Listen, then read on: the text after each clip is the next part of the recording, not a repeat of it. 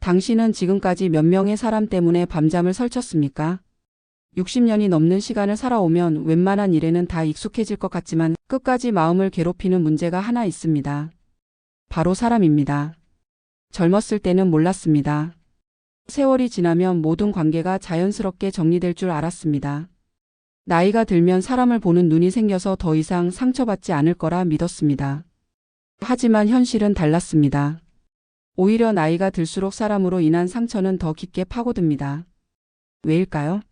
젊을 때는 앞으로 만날 사람이 많다는 희망이 있었지만 이제는 남은 시간이 보이기 때문입니다. 지금 이 순간에도 우리 주변에는 여전히 마음을 무겁게 만드는 사람들이 있습니다. 가족이라는 이름으로 오랜 인연이라는 이유로 끊을 수 없는 관계라는 핑계로 우리 곁을 맴돕니다. 그들과의 관계 속에서 우리는 반복적으로 상처받고 또 스스로를 자책합니다. 내가 좀 더 이해심이 있었다면, 내가 좀 더 베풀었다면 하면서 말입니다. 조선의 실학자 정약용은 유배지에서 수많은 인간의 밑바닥을 보며 아들에게 이런 말을 남깁니다. 사람은 고쳐 쓰는 것이 아니라 그 결을 보고 멀리 할지 가까이 할지를 정하는 것이다. 이 짧은 문장 속에는 정약용이 평생 겪은 배신과 좌절, 그리고 그 속에서 얻은 깨달음이 담겨 있습니다. 그는 왕의 신임을 받던 학자에서 하루아침에 역적의 가족이 되어 유배지로 쫓겨났습니다. 곁에 있던 사람들은 순식간에 등을 돌렸고 평생 믿었던 동료들은 침묵으로 일관했습니다. 그런 그가 18년의 유배 생활 동안 내린 결론이 바로 이것이었습니다. 사람의 본성은 쉽게 바뀌지 않는다는 것, 그리고 우리가 할 수 있는 최선은 그 본성을 파악하고 거리를 조절하는 것이라는 깨달음이었습니다. 우리는 평생 내가 조금 더 참으면 변하지 않을까, 정성 들이면 달라지지 않을까라는 마음으로 사람을 붙잡아 왔습니다. 며느리는 시어머니가 언젠가는 자신을 이해해 줄 거라 믿으며 20년을 참았고, 남편은 아내의 냉랭함이 언젠가는 녹을 거라 믿으며 30년을 견뎠습니다. 자식은 부모가 언젠가는 인정해 줄 거라 믿으며 평생을 증명하려 애썼습니다. 그렇게 우리는 기다렸습니다. 변화를 믿으며 희망을 품으며 때로는 스스로를 속이면서까지 말입니다. 하지만 정약용은 이미 200년 전에 말합니다. 비뚤어진 본성은 산을 옮기는 것보다 어렵다고. 이것은 냉정한 말처럼 들리지만 사실은 우리를 자유롭게 해주는 진실입니다. 당신이 아무리 노력해도 변하지 않는 사람이 있다면 그것은 당신의 잘못이 아닙니다. 당신의 사랑이 부족해서도, 당신의 노력이 모자라서도 아닙니다. 단지 그 사람의 본성이 그러할 뿐입니다. 이 영상은 누군가를 미워하자는 이야기가 아닙니다. 오히려 그 반대입니다. 이제 인생의 후반전에 들어선 우리가 곁에 둘 사람과 조용히 거리를 둘 사람을 스스로 분별해 보는 시간입니다. 미움도 아니고 복수도 아닙니다. 그저 남은 시간을 좀 더 평화롭게, 좀 더 가볍게 살아가기 위한 지혜로운 선택입니다. 60년을 살아온 지금 우리에게 필요한 것은 더 많은 인연이 아니라 더 깊은 평화입니다. 그리고 그 평화는 때때로 용기 있는 거리두기에서 시작됩니다. 지금부터 함께 그 방법을 찾아가 보겠습니다. 당신은 언제까지 사과를 기다릴 겁니까? 살면서 가장 마음이 무너지는 순간은 상대의 분명한 잘못으로 내가 상처를 입었는데 사과는커녕 오히려 내가 예민한 사람으로 몰릴 때입니다. 그 순간의 억울함은 말로 표현할 수 없습니다. 분명히 잘못한 건 저쪽인데 어느새 문제를 만든 사람은 나로 둔갑해 있습니다. 너는 왜 그렇게 예민해? 그 정도 가지고 뭘 그래? 다른 사람들은 다 괜찮다던데 너만 유난이야. 이런 말들을 듣다 보면 정말로 내가 잘못 생각하는 건가 싶어집니다. 60년을 살아오면서 우리는 수없이 많은 사과를 기다렸습니다. 부모에게서, 배우자에게서, 형제자매에게서, 친구에게서. 때로는 몇 년을, 때로는 수십 년을 기다렸습니다. 언젠가는 자신의 잘못을 깨닫고 미안하다고 말해주겠지라는 희망을 품고 말입니다. 하지만 그 사과는 오지 않았고 우리는 그 기다림 속에서 점점 더 지쳐갔습니다. 이런 사람들의 입에서는 늘 비슷한 말이 나옵니다. 그게 왜 내 잘못이야? 다 너 때문이잖아. 내가 언제 그랬어? 증거 있어? 심지어는 내가 그랬다면 네가 나를 그렇게 만든 거야 라는 말까지 서슴지 않습니다. 이들은 자신의 잘못을 인정하는 대신 상황을 왜곡하고 기억을 바꾸고 책임을 전가합니다. 그리고 그 과정에서 당신을 문제의 원인으로 만들어버립니다. 정약용은 이런 사람들을 두고 아주 단호하게 말합니다. 자신의 허물을 꾸미는 자는 그 허물을 지적하는 사람을 도리어 원수로 삼는다. 이 문장을 처음 읽었을 때 등골이 서늘해지는 느낌을 받았습니다. 200년 전 사람이 쓴 글인데 마치 지금 내 옆에 있는 그 사람을 보고 쓴 것 같았기 때문입니다. 생각해 보세요. 당신이 조심스럽게 상대방의 잘못을 지적했을 때 어떤 반응이 돌아왔습니까? 진심 어린 사과였습니까? 아니면 더 큰 화와 공격이었습니까? 아마도 후자였을 겁니다. 당신은 관계를 회복하고 싶어서 용기를 내어 말했는데 상대는 오히려 당신을 공격하는 사람, 트집 잡는 사람, 과거를 들춰내는 사람으로 몰아갔을 겁니다. 그리고 당신은 그 순간 깨달았을 겁니다. 이 사람에게 진실은 중요하지 않다는 것을, 이 사람이 지키려는 건 관계가 아니라 자기 자신의 이미지라는 것을 말입니다. 사과를 하지 않는 게 아닙니다. 사과를 할 수 없는 사람인 겁니다. 사과하는 순간 자신의 인생 전체가 부정당할까 봐 두려운 사람들이죠. 이들에게 사과는 단순한 미안함의 표현이 아니라 자신이 잘못된 인간이라는 것을 인정하는 행위입니다. 자신이 지금껏 쌓아온 좋은 사람, 옳은 사람이라는 이미지가 무너지는 것을 견딜 수 없는 겁니다. 그래서 이들은 죽기 살기로 자신을 방어합니다. 사실을 왜곡하고 기억을 조작하고 심지어는 거짓말까지 서슴지 않으면서 말입니다. 한 70대 여성분이 이런 말씀을 하셨습니다. 시어머니한테 평생 한 번도 미안하다는 말을 들어본 적이 없어요. 50년을 한 집에 살면서요. 분명히 잘못하고도 절대 사과하지 않았어요. 대신 며칠 뒤에 반찬을 하나 더 해주거나 손주한테 용돈을 쥐어주면서 그걸로 다 넘어가려고 했죠. 처음에는 그게 시어머니 나름의 사과라고 생각하고 받아들였어요. 하지만 50년이 지난 지금 깨달았어요. 그건 사과가 아니라 사과를 하지 않기 위한 회피였다는 걸요. 이들에게서 사과를 받으려 애쓰는 건 벽을 보고 절을 하는 것과 같습니다. 아무리 정성을 다해도 벽은 답하지 않습니다. 아무리 논리적으로 설명해도 아무리 증거를 대도 아무리 눈물로 호소해도 소용없습니다. 오히려 당신이 애쓸수록 상대는 더 완강해집니다. 당신의 요구가 강해질수록 상대의 방어벽은 더 두꺼워집니다. 이해받으려 애쓸수록 상처만 깊어집니다. 당신은 상대가 자신의 잘못을 인정하고 관계가 회복되기를 바라지만 상대는 당신을 더 큰 적으로 만들어갑니다. 당신이 진실을 말하면 말할수록 상대는 당신을 거짓말쟁이로 만들려 합니다. 당신이 상처를 드러내면 드러낼수록 상대는 당신을 유난 떠는 사람으로 낙인 찍습니다. 이것이 바로 정약용이 말한 허물을 지적하는 사람을 원수로 삼는다는 의미입니다. 그렇다면 우리는 어떻게 해야 할까요? 계속 사과를 기다려야 할까요? 아니면 포기해야 할까요? 답은 간단합니다. 더 이상 사과를 기대하지 마십시오. 상대가 변하기를 기다리지 마십시오. 대신 당신 스스로를 믿으십시오. 당신의 상처는 진짜이고 당신의 감정은 정당합니다. 사과받지 못했다고 해서 당신의 아픔이 거짓이 되는 건 아닙니다. 당신은 이미 충분히 기다렸고 충분히 애썼습니다. 이제는 사과를 기다리는 것을 멈추고 그 사람으로부터 조용히 멀어질 시간입니다. 당신은 지금 누군가의 편리한 사람입니까? 아니면 소중한 사람입니까? 평소에는 안부 한 번 없다가 필요할 때만 갑자기 다정해지는 사람 혹시 떠오르지 않으십니까? 1년 내내 연락 한 번 없던 사람이 갑자기 전화를 걸어옵니다. 형님. 오랜만이에요. 잘 지내시죠? 목소리는 꿀 떨어지듯 달콤합니다. 처음에는 반갑습니다. 나를 생각해 주는구나 싶어서 마음이 따뜻해집니다.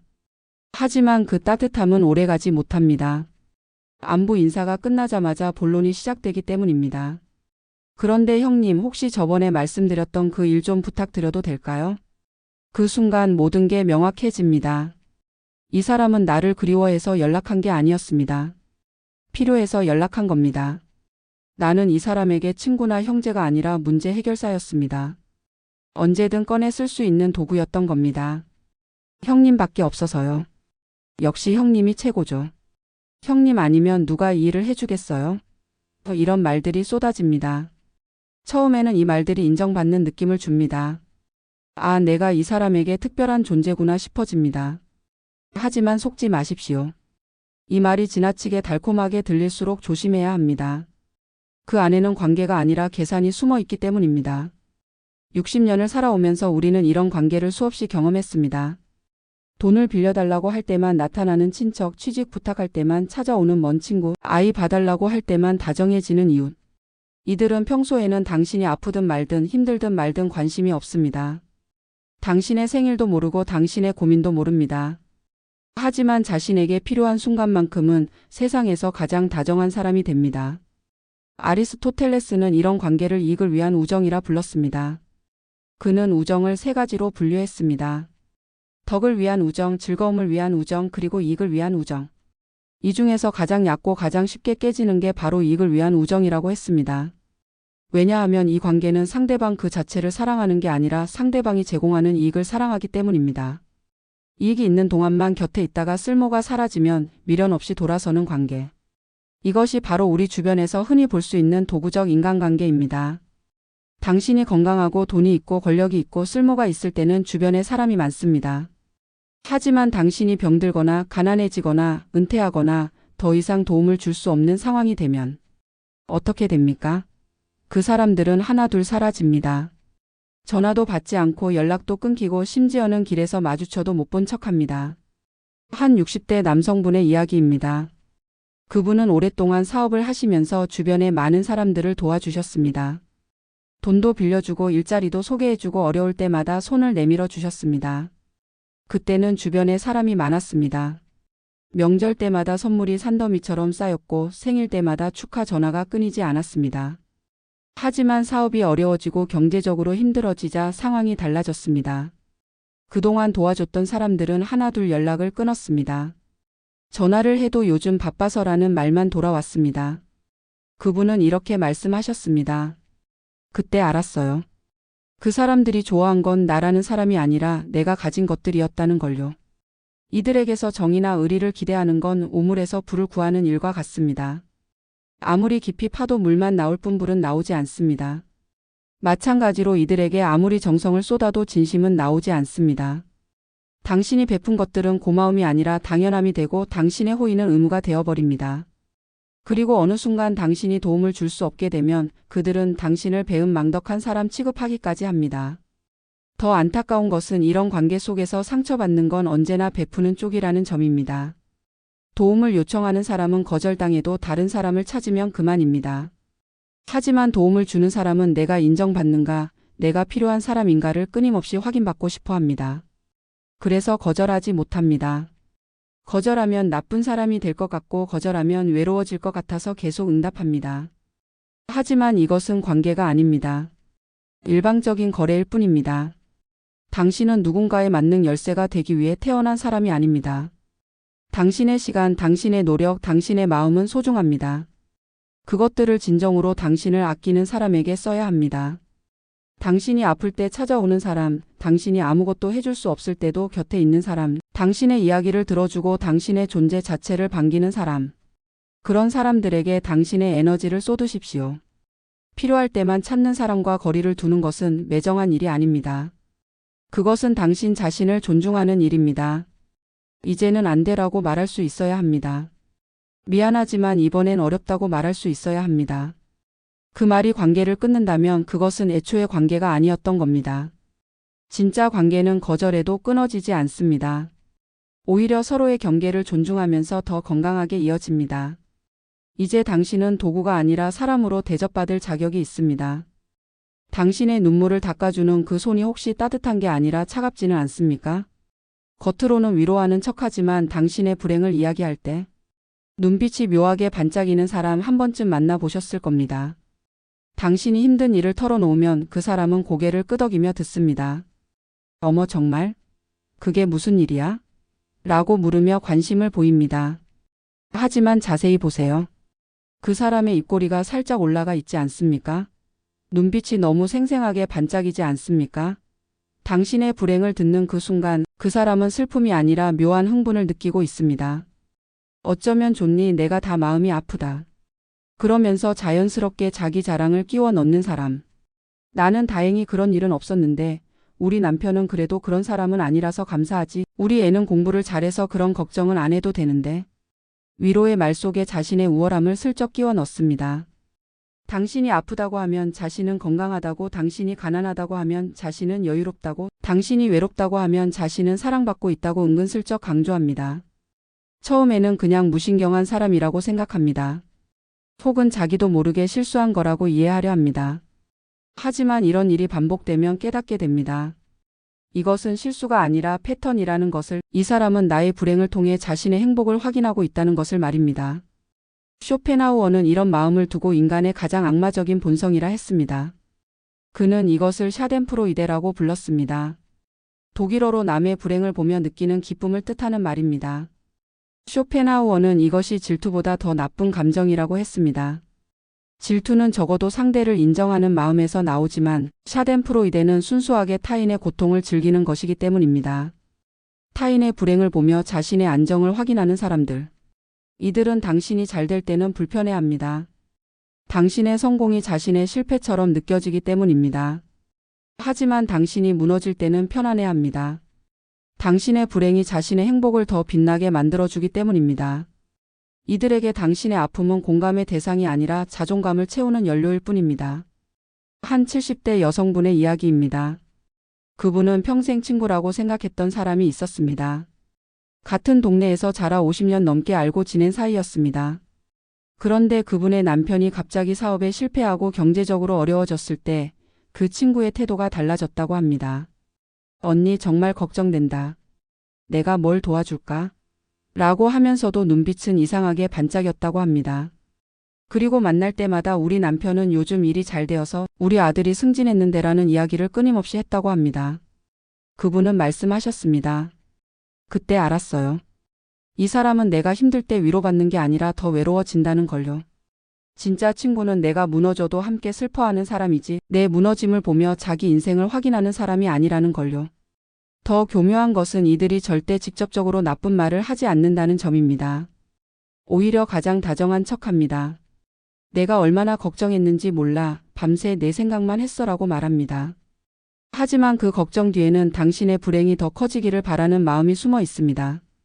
그래서 이들은 당신의 문제가 해결되는 것을 달가워하지 않습니다. 당신이 다시 일어서면 섭섭해합니다. 당신의 고통이 끝나면 자신의 우월감도 끝나기 때문입니다. 이런 사람들의 특징이 하나 더 있습니다. 당신의 불행을 다른 사람들에게 퍼뜨린다는 것입니다. 아, 그 얘기 들었어? 안 됐더라라며 동정 어린 목소리로 당신의 이야기를 소문냅니다. 겉으로는 걱정하는 척하지만 사실은 당신의 불행을 소비하고 있는 겁니다. 당신의 아픔이 화제거리가 되고 사람들이 모이면 당신의 불행 이야기로 시간을 보냅니다. 그리고 그 중심에는 항상 그래도 나는 괜찮아라는 메시지가 깔려 있습니다. 이런 본성은 나이가 든다고 사라지지 않습니다. 오히려 더 교묘해질 뿐입니다. 젊을 때는 노골적으로 질투하고 비교했다면 나이 들어서는 위로와 걱정이라는 가면을 씁니다. 내가 내 편이야 라고 말하면서 실제로는 당신의 무너짐을 즐기고 있습니다. 이들은 평생을 이런 방식으로 살아왔기 때문에 이제는 자기 자신도 자신의 악의를 인식하지 못합니다. 진심으로 자신이 좋은 사람이라고 믿으면서 타인의 불행에서 기쁨을 얻습니다. 60년을 살아오면서 당신은 이미 충분히 상처받았습니다. 진심으로 위로받고 싶었던 순간에 오히려 상처를 받았습니다. 힘들 때 기댈 수 있다고 믿었던 사람이 실제로는 당신의 무너짐을 구경하고 있었다는 것을 알았을 때의 배신감, 그 아픔은 말로 표현할 수 없을 겁니다. 이제는 분별할 때입니다. 당신의 불행을 들었을 때 진심으로 아파하는 사람과 은근히 즐거워하는 사람을 구분해야 합니다.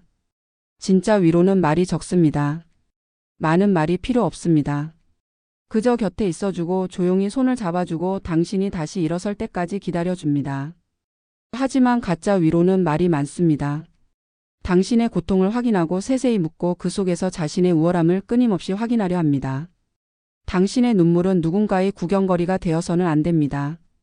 당신의 불행은 누군가의 자존감 충전기가 되어서는 안 됩니다. 이제는 진짜 위로를 주는 사람 곁에만 머무르십시오. 그리고 당신의 아픔을 소비하는 사람들로부터는 조용히 그러나 확실하게 멀어지십시오. 그것이 당신 자신을 지키는 일입니다. 당신은 지금 누구를 위해 살고 있습니까? 60년이 넘는 세월을 살아오면서 우리는 수많은 관계 속에서 자신을 잃어왔습니다. 누군가를 이해하느라, 누군가를 배려하느라, 누군가의 기대에 부응하느라 정작 나 자신은 뒷전이었습니다. 조금만 더 참자 가족인데. 어쩌겠어 오래 알고 지낸 사이인데라는 말로 스스로를 달래며 견뎌왔습니다. 하지만 이제는 솔직해질 때입니다. 그 참음이 관계를 지킨 게 아니라 당신 자신을 잃게 만든 건 아니었는지 말입니다. 정약용은 말합니다. 부끄러움을 모르는 자는 인간의 길에서 스스로 물러난 사람이라고. 이 말은 단순히 도덕적 비난이 아닙니다. 오히려 우리에게 명확한 기준을 제시하는 말입니다. 자신의 잘못을 인정하지 못하는 사람, 타인에게 상처 주고도 아무렇지 않은 사람, 관계를 이용하고도 양심의 가책을 느끼지 못하는 사람. 이들은 이미 인간다운 관계를 맺을 능력을 잃은 사람들입니다. 그런 사람과 계속 관계를 유지하려는 것은 이미 무너진 다리를 억지로 건너려는 것과 같습니다. 인연을 끊는다는 건 잔인한 선택이 아닙니다. 나를 지키는 선택입니다. 많은 사람들이 관계를 정리하는 것을 두려워합니다. 내가 너무 이기적인 건 아닐까, 나중에 후회하지 않을까, 혹시 내가 나쁜 사람이 되는 건 아닐까라는 죄책감에 시달립니다. 하지만 생각해 보십시오. 당신을 괴롭히는 그 사람은 당신과의 관계를 끊는 것에 대해 단 1초도 고민하지 않을 겁니다. 자신에게 이익이 없다고 판단되면 언제든 당신을 버릴 사람입니다. 그런데 왜 당신만 죄책감을 느껴야 합니까? 사과 없는 관계, 이용만 하는 관계, 남의 고통을 즐기는 관계, 험담으로 엮인 관계. 이런 인연을 내려놓는 순간 삶은 조용해지고 마음은 가벼워집니다. 처음에는 허전할 수 있습니다. 오랫동안 그 관계가 당신 삶의 일부였기 때문입니다. 설령 그것이 고통스러운 관계였다 해도 익숙함이라는 것은 강력합니다. 하지만 그 허전함은 오래가지 않습니다. 시간이 지나면 당신은 깨닫게 될 겁니다. 그것은 허전함이 아니라 평화였다는 것을, 무언가를 잃은 게 아니라 무거운 짐을 내려놓은 것이었다는 걸 말입니다. 한 80대 할머니의 이야기입니다. 그분은 평생 큰딸과의 관계 때문에 고통받으셨습니다. 딸은 엄마에게 늘 불평과 요구만 했고 한 번도 고맙다는 말을 하지 않았습니다. 할머니는 딸이 변하기를 기다리며 50년을 참았습니다. 하지만 딸은 변하지 않았고 할머니는 점점 지쳐갔습니다. 그러던 어느 날 할머니는 결심하셨습니다. 더 이상 딸의 연락을 기다리지 않기로, 딸이 찾지 않으면 먼저 연락하지 않기로. 처음 몇 달은 힘들었다고 합니다. 평생의 습관을 끊는다는 게 쉽지 않았기 때문입니다. 하지만 1년이 지나자 놀라운 변화가 일어났습니다. 가슴에 무거운 돌덩이가 사라진 것처럼 편안해졌다고 합니다. 할머니는 말씀하셨습니다. 80이 되어서야 깨달았어요. 딸이 날 사랑하지 않는다는 게 슬픈 게 아니라 사랑받지 못하면서도 계속 매달렸던 내가 불쌍했다는 걸요. 이제 남은 인생에서는 많은 사람이 필요하지 않습니다. 젊었을 때는 인맥이 중요했습니다. 아는 사람이 많아야 하고 관계를 넓혀야 한다고 배웠습니다. 하지만 60년을 살아보니 알게 됩니다. 중요한 건 사람의 숫자가 아니라 질이라는 것을. 100명의 아는 사람보다 1명의 진심 어린 친구가 더 소중합니다. 명절 때마다 선물 주고받는 50명의 인연보다 아무 일 없어도 곁에 있어주는 단 한 사람이면 충분합니다. 아무 일 없어도 곁에 있어주는 사람. 이것이 진짜 관계의 정의입니다. 당신이 건강할 때만이 아니라 아플 때도, 당신이 성공했을 때만이 아니라 실패했을 때도, 당신이 즐거울 때만이 아니라 슬플 때도 함께 있어주는 사람. 당신에게서 무언가를 얻으려는 게 아니라 당신 그 자체를 좋아하는 사람. 그런 사람이 단 한 명이라도 있다면 당신은 부족함이 없는 삶을 사는 겁니다. 그 사람을 지키기 위해서라도 당신 자신을 먼저 지키시길 바랍니다. 당신이 독한 관계들에게 소진되어 있다면 진짜 소중한 사람에게 줄 에너지가 남아있지 않습니다. 당신이 상처받은 관계들 때문에 마음의 문을 닫고 있다면 좋은 사람이 다가와도 받아들일 수 없습니다. 당신 자신을 지킨다는 것은 이기적인 게 아니라 진짜 사랑을 나눌 준비를 하는 것입니다. 정약용이 유배지에서 18년을 보내며 깨달은 것도 이것이었습니다. 사람을 바꾸려 애쓰는 것보다 자신의 마음을 지키는 게 더 중요하다는 것. 세상 모든 사람과 좋은 관계를 유지하려는 것보다 진짜 소중한 사람과의 관계를 깊게 만드는 게 더 의미 있다는 것. 그는 유배지에서 가족에게 보낸 편지에 이렇게 썼습니다. 사람을 볼 때는 그 사람이 내게 무엇을 해줄 수 있는가가 아니라 내가 그 사람과 함께 있을 때 내 마음이 평화로운가를 보아라. 여러분, 이제 인생의 후반전입니다. 남은 시간이 무한하지 않다는 것을 우리는 압니다. 그렇기에 더욱 소중한 것에 집중해야 합니다. 당신을 소진시키는 관계들을 정리하십시오. 용기를 내어 거리를 두십시오. 그리고 그렇게 생긴 공간에 평화를 채우십시오. 당신을 진심으로 아끼는 사람들과의 시간을 채우십시오. 그리고 무엇보다 당신 자신과의 시간을 채우십시오. 혼자 있는 것이 외로운 게 아닙니다. 진짜 외로움은 사람들 속에 있으면서도 이해받지 못하는 것입니다. 혼자 조용히 차를 마시며 창밖을 바라보는 시간, 좋아하는 음악을 들으며 옛 추억을 떠올리는 시간, 아무 계획 없이 그냥 쉬는 시간. 이런 시간들이 이제는 당신에게 필요합니다. 그리고 그런 평화로운 시간을 방해하는 관계들은 과감히 정리해야 합니다. 우리 채널 인생의 마지막 수업은 바로 이런 이야기를 전합니다. 살아오며 미처 듣지 못했던 말들, 지금이라서 비로소 이해되는 인생의 문장들을 함께 나눕니다. 조용한 위로가 필요할 때, 혼자 있는 밤에 마음을 내려놓고 싶을 때 이곳에 머물러 주세요. 인생의 마지막 수업이라는 제목이지만 이것은 끝을 말하는 게 아닙니다. 오히려 지금부터의 삶을 조금 더 따뜻하게, 조금 더 지혜롭게, 조금 더 평화롭게 살아가기 위한 수업입니다. 당신은 충분히 견뎌왔습니다. 충분히 이해하려 애썼습니다. 충분히 베풀었습니다. 이제는 당신 자신에게 그 따뜻함을 돌릴 차례입니다. 당신을 힘들게 하는 관계들을 내려놓으십시오. 그리고 당신을 있는 그대로 받아주는 사람들, 당신과 함께 있는 것만으로 기뻐하는 사람들과 남은 시간을 보내십시오. 인생의 마지막 수업에서 우리가 배우는 것은 결국 하나입니다.